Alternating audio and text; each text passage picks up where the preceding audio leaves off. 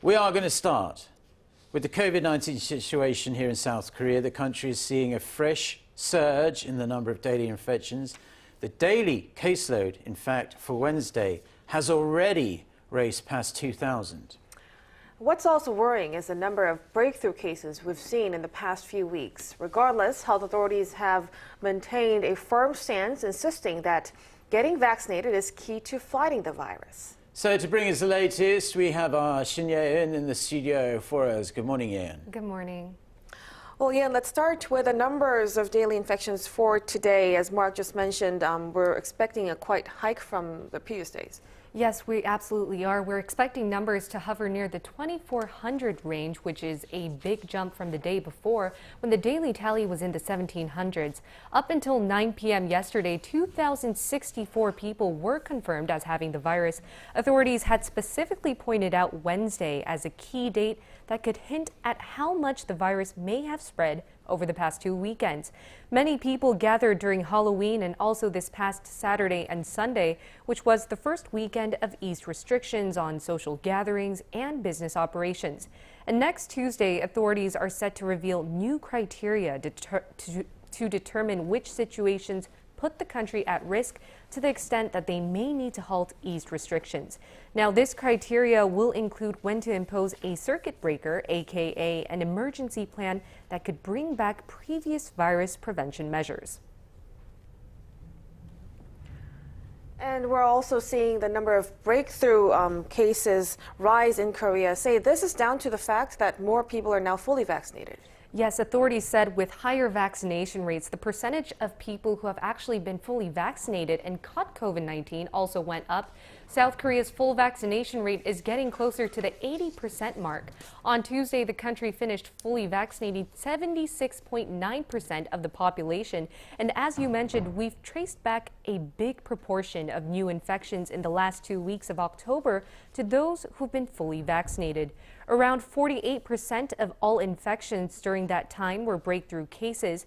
To that, authorities said they were mostly among the elderly who had received vaccinations in the first half of this year. Take a listen.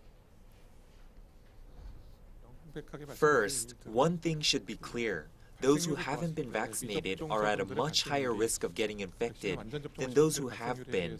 Another thing is that most people over the age of 60 were vaccinated early this year. As the effectiveness of the vaccine decreases with time, they are more likely to get infected. To solve this issue, the country has been administering booster shots. Now, the Biden administration in the United States has been trying to encourage Americans to get the booster shot as well. Who is eligible to get a third shot in the U.S.? Right, they're senior citizens 65 and up. An advisory board of outside experts to the FDA recommended booster shots on an emergency basis for this age group. But we're expecting to see more people become eligible on Tuesday local time. The CEO of Pfizer said he expected effectiveness of booster shots to last for a year. He further explained that there was a possibility that people may have to get booster shots every year.